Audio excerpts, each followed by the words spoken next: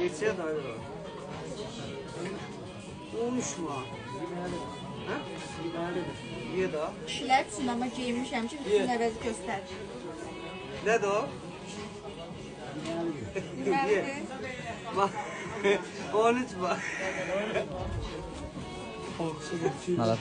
13 manat. Bir dənə diqqətlə bax. Xanımın əlində şunu al. Bax, 13 manat. Tamam, Bir tamam. Hə, nə olacaq? Özünü silət, öz yadamdan da. Bax, 13 manat.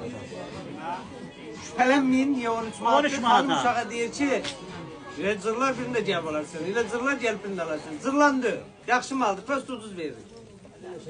Bax, dur da bir qaldı. Bunlardan da var, bax, amanatı 13 qaldı, bir manatlı göstər parçalarda oraları, qiymət göstər. göstərir. 28 manata.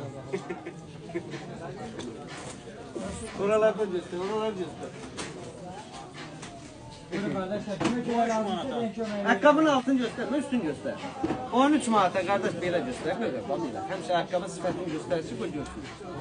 Bir de bütün rəqəmləri, qiymətləri üzerinde yazılır. Hamısı bizdə bütün malların. Ay, bu xanımın əynindəki neçədir? 40 manat.